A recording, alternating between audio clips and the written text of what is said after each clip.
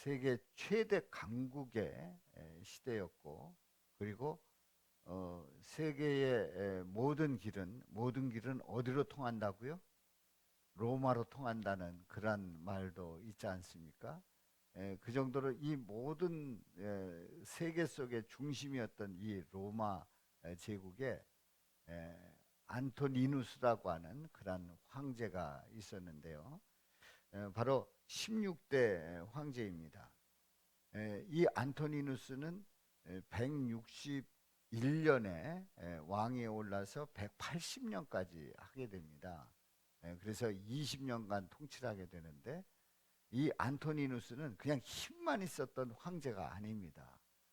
이 사람은 철학자였습니다.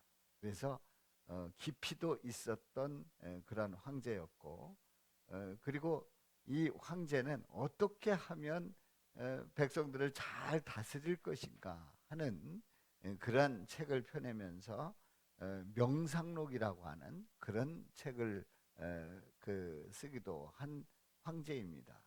그러니 로마 강국이 얼마나 더 강대해지겠습니까? 그야말로 이 로마 제국의 그 강대함은 끝이 없는, 그래서 누구도 저지할 수 없는 그런 시대를 누리는 겁니다. 아주 최대 번성기를 누리는 거예요. 그런데 165년경에 이제 역병이 돌기 시작합니다. 감염병이 돌기 시작해요. 그렇게 해가지고 인구의 20 내지 30%가 죽습니다. 그래서 그 재임하는 그 기간 동안에 161년에 재임을 시작을 해서 165년에 발병이 돼가지고 재임 기간 내내 이 역병이 도는 거예요. 그러면서 로마 제국이 점점점 쇠해지는 그런 결과를 가져오지요. 아무리 흥하고 그래서 절대 쇠하지 않을 것 같은 그런 로마 제국도 이렇게 흥망성쇠를 겪어야 하는 그런 역사의 흐름을 보게 됩니다. 자, 우리는 살아가면서 흥하기를 원합니까? 그리고 하나님은 우리가 흥하려고 하면 어떻게 해야 된다고 말씀하실까요? 오늘 설교 속에서 이런 질문에 대한 답을 찾고자 합니다. 오늘 이 본문 말씀은, 저와 여러분들이 교독한 이 본문 말씀은 우리 예수님께서 세례를 받으신 후에 세례 요한이 그동안에 회개하라 천국이 가까웠느니라 하는 그런 천국 복음을 전하면서 사람들이 모여오기 시작합니다. 그런데 사람들이 세례 요한에게 몰려오는 그런 가운데서 우리 예수님이 세례를 베푸실 때에 사람들이 그쪽으로 다 가는 거예요. 그래서 요한의 제자들이 세례 요한에게 묻는 겁니다. 아니, 선생님이 그동안에 말씀하시던 그분에게로 사람들이 가고 있다는 겁니다. 이 어찌된 일입니까? 하는 그런 말씀으로 오늘 이제 말씀이 시작되는데요. 바로 여기에 대해서 이제 세례 요한은 그런 모든 일들에 대해서 당연히 일어날 일이고, 그리고 예수님은 흥하고 나는 쇠해야 된다고 하는 그런 말을 하게 되지요. 그래서 오늘 이 본문 말씀을 통해서 세 가지 질문을 던져봅니다. 첫 번째 질문은, 예수님의 세례는 언제부터 예고하고 있습니까? 언제부터 예고하고 있을까요? 두 번째는, 사람들이 다 예수님에게로 가는 이유가 뭘까요? 예수님에게 몰려가는 거예요. 그 이유가 뭘까요? 그리고 예수님은 흥하고 요한은 쇠하여야 한다는 그 이유가 뭡니까? 왜 그렇게 말합니까? 세 가지 질문 속에서 오늘 본문 말씀을 함께 나누도록 합니다. 하나님께서 인간을 창조하시고 천지를 창조하시 인간을 창조하신 그 이후에 그 모습은 참으로 흥한 모습이에요. 번성한 모습이에요. 그래서 하나님께서는 인간들에게 이렇게 명령을 하죠. 생육하고 번성하라, 땅에 충만하라, 정복하고 다스리라. 무슨 얘기예요? 이걸 한 글자로 얘기하면 뭐 하라는 얘기예요? 흥하라는 얘기예요. 흥해라. 하나님께서 천지 창조하시고 인간에게 명령하신 명령은 한마디로 얘기해서 흥하라는 거예요. 그런데 인간이 죄를 짓고 교만해서 죄를 짓고 타락한 이후에 인간은 흥하는 게 아니라 쇠하게 되었어요. 죄의 삭은 사망이다. 죄의 삭은 사망이다. 죄를 짓고 타락한 인간은 에덴 동산에서 쫓겨나고 쫓겨난 인간은 쇠락하고 결국은 사망에 이를 수밖에 없는 그런 존재가 되는 거지요. 타락한 인간의 결정적인 모습은 쇠할 수밖에 없다는 겁니다. 그런데 문제가 있어요. 인간들은 이 쇠함을 받아들이지 않습니다. 어떻게든지 흥해보려고 합니다. 내 능력으로, 내 힘으로, 내 머리로, 그리고 내 경험으로, 그리고 나의 어떤 신념으로 흥해보려고 몸부림을 치는 것이 바로 인간입니다. 바로 인간의 어리석은 그러한 모습을 우리는 보게 되지요. 쇠할 수밖에 없는 인간인데 인간의 힘으로 흥하려고 하는 몸부림을 치고 있는 것이 인간들의 모습입니다. 첫 번째 질문입니다. 예수님의 세례는 언제부터 예고되었습니까? 우리 예수님께서는 자 말씀을 보겠어요. 예수님께서 먼저 제자들과 유대 땅으로 가서 거기서 유하면서 세례를 베푸시게 됩니다. 요한도 마찬가지로 이제 세례를 받고 있었어요. 자, 그 다음 말씀 봅니다. 자, 이런 상황에서 이제 예수님의 제자들과 그리고 세례 요한의 제자들이 서로 이제 소문도 듣고 보기도 하고 이런 상황이었는데 그 이전에 세례 요한은 제사장의 가문의 자손입니다. 그러니까 성전에서 제사장으로 섬겨야 될 세례 요한이 광야에서 약대 털옷을 입고 메뚜기와 석청을 먹으면서 이제 회개하라 천국이 가까웠느니라 복음을 전하는 거예요. 자, 이런 그 세례 요한, 이 세례 요한은 회개하라 천국이 가까이 왔느니라 전하면서 우리 하나님의 그 뜻을 이루어가는 그 과정을 보게 됩니다. 자, 그런데요, 이 세례 요한이 이렇게 그 천국 복음을 전하면서 예수님에게 세례를 베푸십니다. 이 부분에 대해서는 제가 다시 한번 그 부분에 대해서는 설교를 다시 하겠습니다. 세례 요한이 예수님의 세례 베푸는 것은 하나님의 의를 이루는 거예요. 하나님의 뜻을 이루는 거예요. 그리고 하나님의 그 일을 이루어가는 이 세례 요한은 바로 그 세례 요한은 그 세례를 예수님께 베풀었고 또 예수님은 그 세례 요한의 세례를 받은 이후에 이제 복음을 전하면서 말씀을 하십니다.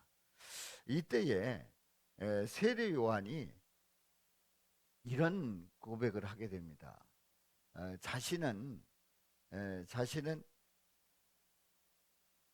광야에 외치는 소리로 주의 길을 준비하는 자다.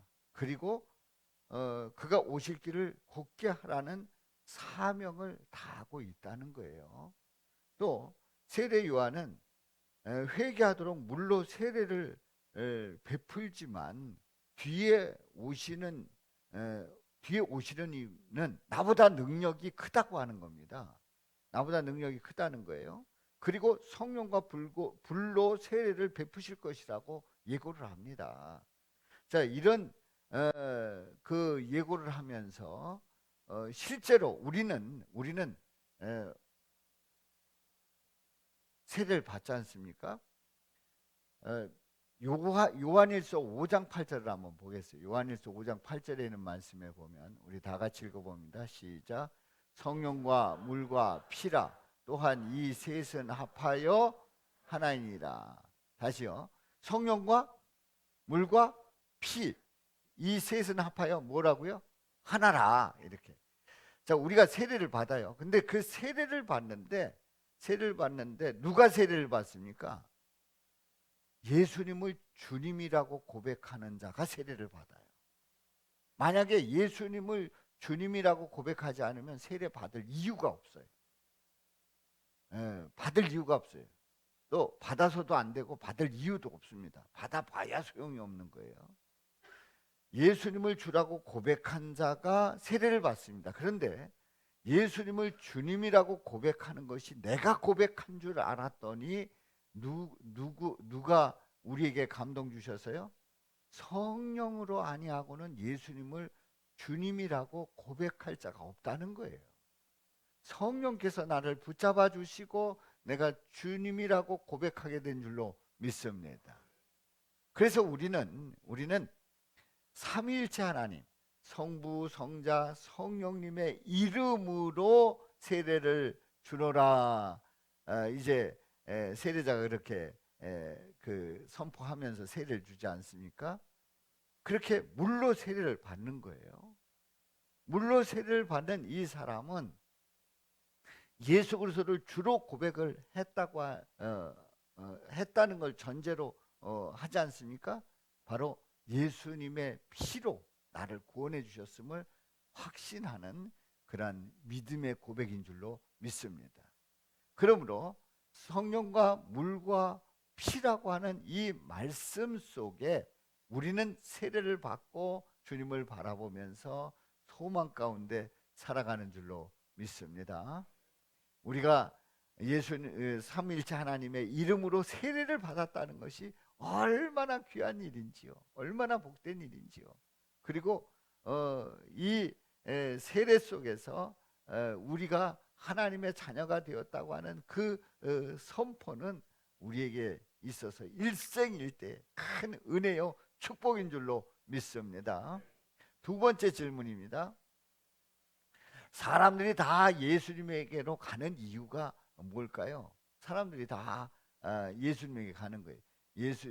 요한에게 있었던 요한을 찾아왔고 요한의 말씀을 들었고 요한의 세례를 받았던 사람들이 그래서 요한을 중심으로 해서 그렇게 많이 모였는데 이 사람들이 다 예수님에게로 가는 거예요.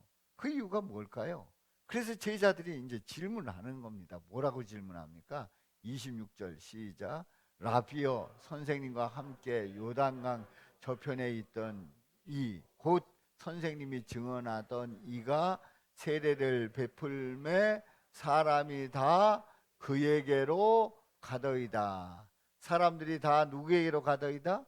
예수님에게로 가더이다 하는 거예요. 왜 지금 제자들은 이런 그 말씀을 드립니까? 위기의식을 느낀 거예요. 그리고 큰일 난 거예요.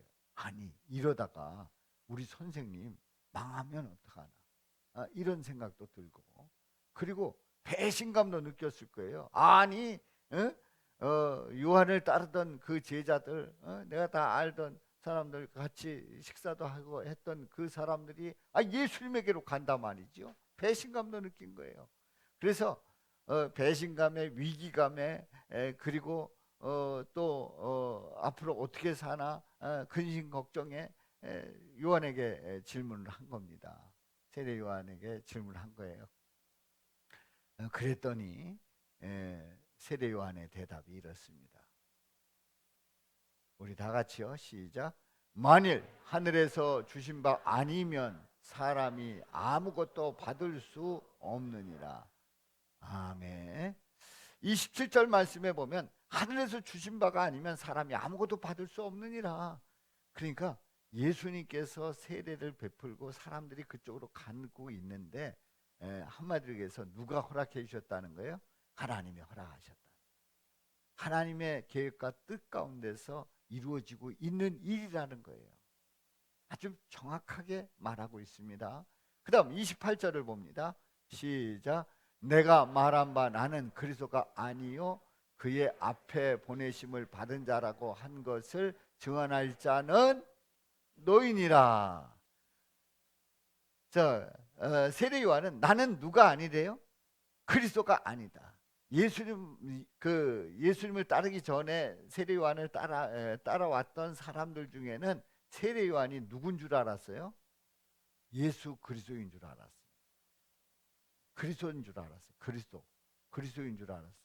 그런데 세례 요한은 나는 그리스도가 아니다. 분명히 얘기를 하고요. 나는 그럼 누구냐? 그의 앞에 보내심을 받은 자다. 그 길을 평탄케 하는 그리고 그 소식을 알려주는 그런 앞에 보내심을 받은 자지 내가 그리스도가 아니다라고 하는 걸 분명히 얘기를 합니다. 이 사실에 대해서 너희들은 가서 증언해야 된다는 얘기입니다. 그렇습니다. 자신의 정체성을 분명히 밝히고 있어요. 세례 요한이 차라리 이러면 더 괜찮을 수도 있습니다. 혹시 그리스도가 아닙니까? 그러면 세례 요한이 그렇다. 내가 그리스도라고 말하는 게 더 나을 수 있어요.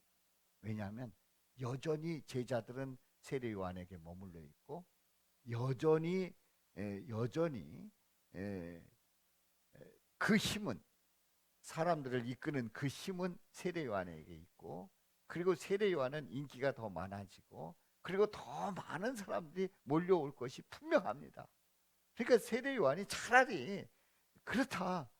처음에는 아니라고 했는데 자꾸 그리스도가 아니냐고 밝히라고 그랬더니 에이 그냥 내가 그리스도라고 하자 그랬다고 하면 오히려 세례 요한은 더 나을 뻔했다는 얘기예요. 그런데 세례 요한은 아니라는 거죠. 그리스도가 아니라는 거예요. 분명하게 대답합니다. 자신의 정체성을 분명하게 밝히고 있는 거예요. 오늘날의 그 이단들의 그 모습이 뭡니까? 혹시 오실 예수가 당신입니까? 그럼 아니다 이렇게 대답해야 되잖아요.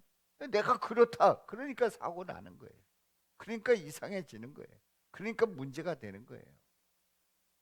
사랑하는 성도 여러분, 세례 요한은 자신에 대해서 정확하게 밝히고 있어요. 나는 아니다. 그러면서 제자들에게 분명히 알려줍니다. 그리스도가 아니라고 하는 것은 그 예수님과 나와는 차이가 있다는 거예요. 그러면 예수님이 그리스도다라고 하는 그 말은 예수님은 신성을 가지고 있다는 거예요. 구원의 주라는 거예요. 인류를 구원하실 구원의 주라는 거예요. 신성을 가지신 예수님이라는 거예요. 그러니까 분명히 예수님은 나와 다른 분임을 고백하고 있는 거예요. 그런데 세례 요한은 나는 누구냐? 보냄을 받은 자다. 나는 인성을 가진 인간이지 내가 그리스도가 아니다라고 하는 것을 선을 분명히 긋고 있다는 사실입니다. 그렇습니다. 바로 신성을 가진 예수님과 또 인성을 지닌 요한은 확실히 다릅니다. 뭐 그 사람이 그 사람이다? 아니에요. 확실히 다릅니다. 사람들이 예수님에게 가는 일은 마땅한 거예요. 그러므로 요한에게 가는 게 아니라 예수님께로 사람들이 가야 되고 가는 것이 마땅하고 그것은 당연한 일이다 하는 거지요. 자, 그래서 이제 세례 요한은 그럼 나는 예수님에게 있어서 어떤 존재냐 이렇게 설명하고 있어요. 27절 29절에 있는 말씀 우리 다 같이 시작. 신부를 취하는 자는 신랑이나 서서 신랑의 음성을 듣는 친구가 크게 기뻐하나니 나는 이러한 기쁨으로 충만하였노라. 신부를 취하는 자는 누구예요? 신랑입니다. 그런데 그 옆에 서서 신랑의 음성을 듣는 친구가 기뻐하는 거예요. 왜냐하면 내 친구가 그 신랑이 신부를 맞이하는 그것 때문에 이 친구는 기쁜 거예요. 구분이 되죠? 나는 그런 존재라는 거예요. 내가 신랑이 아니라 신랑이 신부를 맞이하는데 나는 그 옆에서 기뻐하는 친구에 불과하다. 나는 이러한 기쁨으로 충만하여노라. 나는 이 자체로 나는 감사하고 좋다는 거예요. 그리고 이 기쁨을 나는 누리고 있다는 거예요. 여러분들, 이 세례 요한이 얼마나 멋진 분입니까? 아주 정확하게 자신의 정체를 알고 고백하고 있는 거예요. 주제 넘지 않았어요. 아주 정확하게 알고 있는 거예요. 세 번째 질문입니다. 세 번째 질문. 자, 예수님은 흥하고 요한은 쇠하여야 하는 이유가 뭘까요? 예수님은 흥하고 요한은 쇠하여야 하는 이유. 자, 그러면서 세례 요한이 이렇게 말합니다. 우리 다 같이요. 그는 흥하여야 하겠고 나는 쇠하여야 하리라. 그는 흥하여야 하겠고 나는 쇠하여야 하리라. 이렇게 말을 하고 있습니다. 사랑하는 성도 여러분, 우리는요 이 세례 요한의 이 고백을 보면서 참 놀랍습니다. 우리는 그냥 읽어서 세례 요한이 그렇게 얘기를 했구나 하지만은 이 고백은 쉬운 고백이 아니에요. 생각을 해보세요. 본인도 힘도 있었고 사람들이 따랐고 또 세례도 주었고 또 사람들이 그리스도가 아니냐라고 말까지도 했고 그런 말을 들었던 이 세례 요한이 나는 쇠해야 된다는 거예요. 그는 흥해야 된다는 거예요. 경쟁자일 수 있는 그 예수님은 흥해야 되고 나는 쇠해야 된다고 그렇게 고백하고 있습니다. 앞에서 말씀드린 대로 이 세례 요한은 자신의 정체성을 정확하게 알고 있는 거예요. 또 하나는 예수님이 누구시라는 걸 정확하게 알고 있는 거예요. 예수님은 구주시고 예수님은 우리의 주관자시고 섭리자시고 창조자시고 우리의 모든 것이 되셔서 우리를 구원할 자임을 분명히 알고 있기 때문에 이런 고백을 한 것이고 그리고 자신은 인성에 불과하고 그저 친구의 기쁨을 누리듯 그렇게 기뻐하는 자에 불과하다는 것을 정확하게 알았기 때문에 이런 고백을 할 수 있었던 거지요. 그렇습니다. 만약에 세례 요한이 앞뒤 가리지 못하고 뭐가 뭔지 쌍디귿이 뭔지 된장이 뭔지 구분하지 못한다고 하면 내가 흥해야 되는데 저 인간이 와가지고 나는 이렇게 위기를 맞네 승질냈을 거예요. 그런데 분명히 구분하고 있기 때문에 이런 고백을 할 수 있었던 거죠. 그러면 세례 요한이 예수님은 흥해야 된다고 그렇게 얘기를 했어요. 그러면 예수님이 흥했나요? 잘 보십시오. 우리 예수님은 흥한 모습도 보입니다. 남자만 5천 명이 모여서 그래서 오병이어의 그 기적을 통해서 그 많은 사람들이 먹이는 그 많은 사람들이 먹는 그런 놀라운 일을 베푸셨던 예수님 엄청나게 흥하는 것 같았죠. 그러면 뭐합니까? 우리 예수님은 다 떠나고 제자들도 떠나고 예수님은 십자가에 못 박혀 죽으셨습니다. 한마디로 얘기해서 예수님은 쇠도 그렇게 쇠할 수가 없어요. 아니 십자가에서 죽는 이 일은 완전히 그 당시에 있어서 가장 천한 가장 상대하고 싶지 않은 그야말로 가문 속에서도 더 이상 언급하고 싶지 않은 그런 사람들이 죽는 사형틀입니다. 그 사형틀에서 죽은 그 예수님을 흥하다고 말할 수 있을까요? 아주 쇠한 거예요. 쇠도 가장 천하게 쇠해지는 예수님의 모습을 봅니다.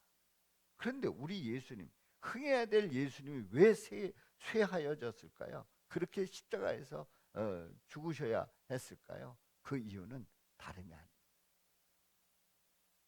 인간이 쇠하여져서 멸망받을 수밖에, 지옥에 갈 수밖에 없는 그 존재들을, 그 인간들을 살리시기 위해서 우리 예수님이 대신 십자가에서 쇠하여지신 줄로 믿습니다. 우리 예수님께서 대신 십자가에서 쇠하여지신 거예요. 그래서 예수님이 죽음으로써 완전히 쇠하여졌는데 그 사망 권세를 깨뜨리시고 부활하신 우리 예수님은 그 모든 것을 다 이기게 하셨어요. 그래서 예수님을 믿는 자마다 흥하는 역사가 일어난 줄로 믿습니다. 그렇습니다. 예수님은 십자가에서 고난을 받으시고 피를 흘려 죽으시는 그 쇠함의 그 과정 속에서 그 모든 것을 이기시고 부활하신 예수님을 믿는 우리 성도님들에게 흥하는 그 놀라운 은혜와 복을 허락해 주신 줄로 믿습니다. 그렇습니다. 우리 예수님께서 대신 쇠하여졌음을 보게 되는데요. 그러면 우린 이렇게 이제 이런 질문을 던질 수 있어요. 그냥 여기만 봐야 돼요. 여기만 봐야 되고 저만 집중하고 저만 말씀 집중하세요. 사단은요 자꾸 말씀을 흐리게 만드는 그 역사들이 있습니다. 자꾸 머릿속에 엉뚱한 생각 들고 가만히 말씀 잘 듣고 있다가 저 앞에 있는 어느 권사님 머리를 봤더니 새로 한 거예요.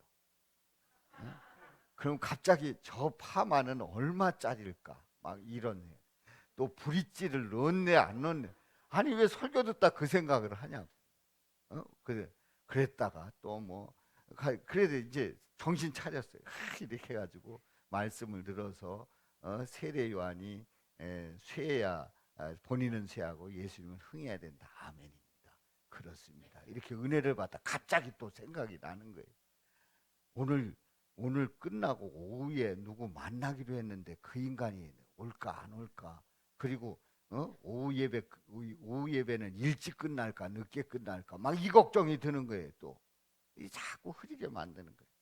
그래서 사단은요 우리 마음을 우리가 씨가 딱 뿌려지면은 사단은 그 씨가 잘 내리도록 한다고요? 아니에요. 쫙 말씀이 떨어지는 순간 딱 쫙 갑니다. 여러분들 이거 이기셔야 돼요. 아멘이죠? 할렐루야. 예수님의 설교를 듣는 우리 성도님들은 예수님께서 오늘 나에게 주시는 그 말씀을 정확하게 들어야 됩니다. 아멘이죠? 제가 어디까지 했죠? 예. 자, 그러면 이제 이겁니다.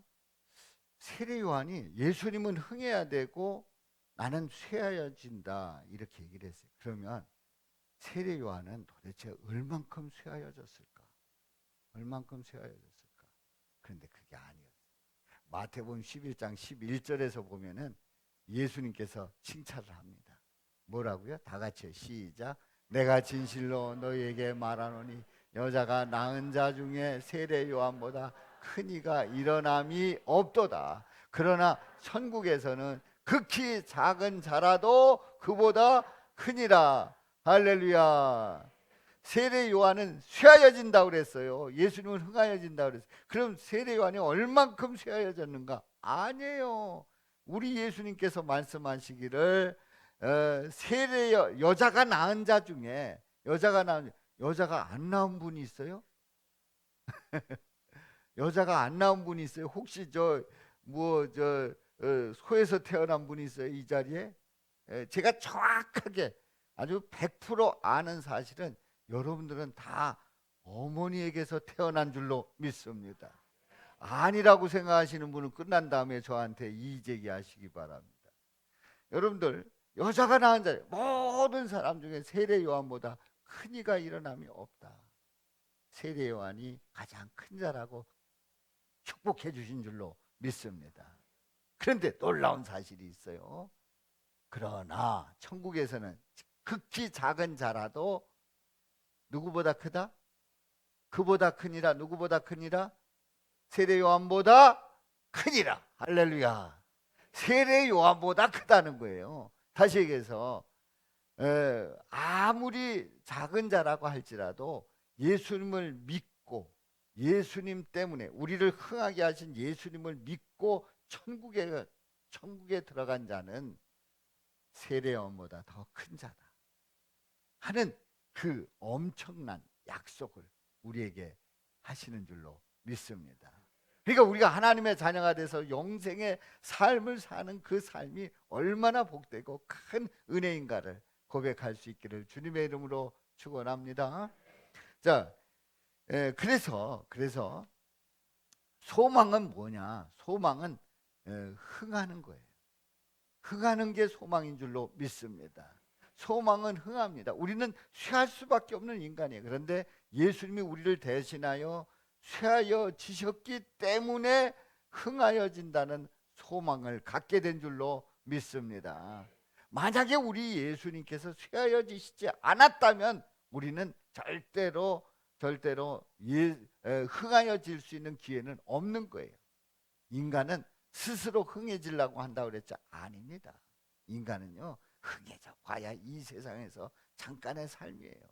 그리고 그것도 다 썩어질 거예요. 다 두고 갈 거예요. 다 없어질 것들이에요. 우리는 예수님 때문에 흥한다고 하는 그 소망을 가졌다는 이 사실이 얼마나 큰 축복입니까? 자, 오늘 이 말씀을 통해서 우리 세례 요한은 참으로 복 있는 자임을 깨닫게 됩니다. 왜냐하면 이 세례 요한은 생각해 보세요. 광야에서 메뚜기와 석청을 먹고 약대 털옷을 입고 살아가는 그러한 그 야인이었어요. 그런데 예수님의 천국 복음을 전하게 되고 회개하라 천국이 가까우니라 전하게 되고 예수님에게 세례를 베풀고 그리고 본인에게 있던 제자들이 다 예수님에게 가고 하는 그런 과정 속에서 자신은 쇠하고 예수님을 흥해야 된다고 하는 그 고백을 한 거예요. 다시 얘기해서 예수님에 대한 정확한 고백을 할 수 있었던 이 세례 요한은 큰 복인 줄로 믿습니다. 우리가 예수님을 분명히 알고 예수님에 대한 고백이 분명하다면 정확하다면 그게 큰 복인 줄로 믿습니다. 예수님에 대해서 잘 모르고 내가 흥해야 되고 예수님이 쇠해야지 이런 개념을 가지고 있다고 하면 그게 복일 수가 없어요. 그게 복일 수가 없어요. 그건 저주예요. 예수님이 흥하고 나는 쇠해지는데 나는 예수님 때문에 흥해질 수 있다고 하는 사실을 깨닫는 것은 큰 은혜고 복인 줄로 믿습니다. 그래서 여자가 낳은 자 중에 가장 큰 자라고 하는 칭찬을 들은 거지요. 자, 우리는 이런 모습을 보면서 현대인들에게 이렇게 적용을 해보면 오늘날의 많은 사람들에게 적용을 한다고 하면 경쟁자가 흥해야 되고 나는 쇠하여지리라 이렇게 얘기한다고 하면 그게 성공의 비결입니까? 아니에요. 망하는 비결이에요. 망하는 비결이에요. 이게 현대인들은 세례 요한의 고백을 도저히 이해할 수가 없어요. 이해할 수 없어요. 머리로도 그리고 마음으로도 와 닿지 않습니다. 아니 내가 흥해야지. 누가 흥하라고 하는 거냐? 그렇게 얘기를 하지요. 그런데 현대인들이 모르는 것은 예수님이 우리를 위해서 쇠하여졌다는 사실을 모르는 거예요. 그래서 예수님이 대신 쇠하여짐으로 우리가 그 예수님을 믿음으로 말미암아 흥해지는 역사가 일어난 줄로 믿습니다. 이런 은혜가 함께 하시기를 주님의 이름으로 축원합니다. 그러므로 성도는 하나님의 자녀는 누구냐? 하나님의 자녀는 누굽니까? 예수님이 성도를 대신하여 쇠하여졌기 때문에 흥하여진다고 하는 소망을 가진 자가 바로 성도인 줄로 믿습니다. 자, 오늘 말씀을 통해서 세례 요한에 대한 그 고백을 보면서 함께 은혜를 나눴어요. 근데 오늘 이 말씀을 이제 적용하는 겁니다. 오늘 말씀을 다 적용을 해보면 세례 요한에게 오던 그 사람들을, 세례 요한에게 함께 했던 그 사람들을 세례 요한은 그냥 묶어두지 아니하고 누구에게 나아가라고 하고 있어요? 예수님에게로 가라고 하고 있어요. 이 얘기는 무슨 얘기냐면 우리는요 믿음 생활을 하면서 그냥 교회만 왔다가 가지 않잖아요. 믿음 생활하면서 찬양대에서 섬기기도 하고, 교회학교 교사로 섬기기도 하고, 식당 봉사도 하고, 남녀 선교회 또 속회 막 이런 걸 하면서 이제 교제를 나누고 또 이렇게 신앙생활 하잖아요. 또 직장도 다니고 또 사업도 하고 여러 가지 일들을 하고 있단 말이에요. 그런데 우리의 이 모든 일들 속에 목표가 뭐냐 말이에요. 나가야 될 방향이 뭐냐 말이에요. 이걸 우리는 정확하게 알아야 돼요. 다시 얘기해서 무슨 얘기냐면 찬양대를 오늘 얼마나 은혜로운 찬양이에요. 에? 얼마나 은혜로운, 아주 너무너무 귀한 찬양이에요. 주님, 우리는 할 수 없지만 주님께서 주시는 그 능력으로 할 수 있는 그 찬양, 얼마나 귀한 찬양 이렇게 올려드렸어요. 우리 박종환 권사님이 찬양을 올리는 그 자체가 그게 목표다라고 생각한다면 맞습니까? 틀립니까? 틀린 거예요. 그 찬양 속에서 누구를 드러내고 있는 거예요? 예수님을 드러내고 예수님을 찬양하는 거예요. 우리 박종환 권사님은 그렇게 준비하고 그렇게 찬양을 올렸기 때문에 은혜가 되고 우리가 함께 고백하게 되고 함께 그 찬양 속에서 감동을 받는 거예요. 여러분들이 봉사하는 그러한 일들이 결국 누구를 향해야 된다는 거예요? 예수님을 향해야 된다는 거예요. 교회학교 봉사 열심히 해요. 그래서 잘 가르치고 나는 뭘 가르치고 뭘 가르쳤어요. 가르친 그 자체가 중요한 게 아니라 누구에게 나가야 되게 한다고요? 예수님께 나가야 돼. 저에게 이제 적용을 합니다. 저에게 적용을 하는데 저는 여러분들의 담임 목사로서 목회를 합니다. 자, 목회를 하는데 목회를 잘해서 세상에 푸른 사랑교회가 개척이 돼가지고 35년 동안 여기까지 왔고, 그래서 성남동 55-17번지에 지하 1층 지상 6층에 그 건물에서 푸른 사랑교회가 있으며 뭐 등등 해가지고 뭐 성도들은 모이고 뭐 어디 가서 뭘 하고 등등 이런 목회를 하는 담임 목사가 그게 목표라고 한다고 하면 교회를 키우고 성도들을 많이 모이게 하고 그래서 어디 가서 나는 이런 거 한다 이게 목표라고 한다고 하면 제대로 하고 있는 거예요? 아니. 저는 목회가 목표가 아니고 누가 목표가 돼야 된다고요? 예수님의 목표가 돼야 된다는 거예요. 아멘입니까? 그러니까 우리는 우리의 모든 일들 속에서 누구에게 나가야 된다고요? 예수님께 나가야 된단 말이에요. 그러면 이제 이렇게 얘기하게 설교 끝나면 그게 설교 끝나면 끝난 거예요. 그냥 나는 그냥 나대로 사는 거예요. 아니라니까요. 우리 삶의 주관자 되신 우리 예수님이 우리의 목표란 말이에요. 우리 가정도 이렇게 행복하게 잘 지내고 뭐 아이들이 잘하고 뭐 다 한다. 그런데 그렇게 하는데 그게 목표가 누가 돼야 된다고요? 예수님이 될 때 그 가정을 복되게 하시고 은혜되게 하시는 줄로 믿습니다. 사업도 마찬가지고 직장도 마찬가지고 결국은 누구에게 나가야 된다고요? 예수님께 나가는 거예요. 그리고 우리는 일평생 살다 주님 뭐라 하시면 가는 거예요. 저 같은 경우도 잘 생각해 보면 앞으로 40년 이상 살 리가 절대 없을 것 같아요. 네? 제가 40년 이상 살아왔지만 40년 이상 살 리가 절대 없을 것 같아요. 혹시 그 전에 예수님 오셔서 죽지 않고 휴거될 수도 있겠습니다만은 저는 뭐 그거는 다 맡기고요. 한평생 살아가면서 결국은 누구에게 가는 거예요? 예수님께 가는 거예요. 할렐루야. 그러므로 우리는 그 상황 속에서 일어나는 그 모든 일들 속에서 우리가 막 혼돈이 될 때도 있어요. 또 힘들 때도 있어요. 지칠 때도 있어요. 다 집어 던지고 싶을 때도 있어요. 그런데 다시 원위치 하는 거예요. 누구에게로? 예수님에게. 할렐루야. 이런 은혜가 넘치시기를 주님의 이름으로 축원합니다. 그래서 우리 교회 창립 35주년 그 기념 행사를 하면서 우리는 35주년의 그 기념 행사의 가장 중요한 초점이 뭐냐? 누구라고요?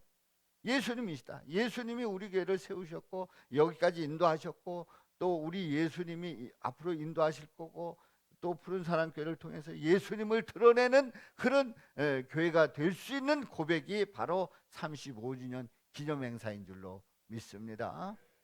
자, 이번 주에 여러분들 아멘 하신 분들은 이번 주에 보리떡 기도회가 시작이 되는데 꼭 참석하시기를 바랍니다. 제가 이 정도 아멘 소리 들었으면은 몇 명 나오실지 기대가 됩니다.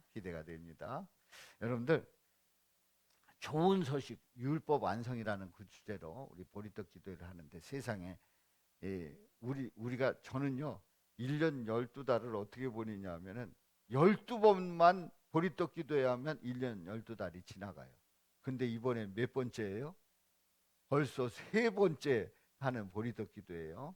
이 보리떡 기도회에 참여하셔서 우리의 방향이 어떤 방향이어야 되는가? 좋은 소식, 율법 완성하신 예수 그리스도를 고백하는 귀한 시간이 될 줄로 믿습니다. 자, 우리 한번 외쳐봅니다. 세상은 내가 흥하고 예수님이 쇠하여야 한다고 하지만 성경은 내가 쇠하고 예수님이 흥하여야 한다고 말씀하신다. 아멘. 다 같이요. 시작. 세상은 내가 흥하고 예수님이 쇠하여야 한다고 하지만 성경은 내가 쇠하고 예수님이 흥하여야 한다고 말씀하신다. 아멘. 기도합니다. 아버지 하나님, 세상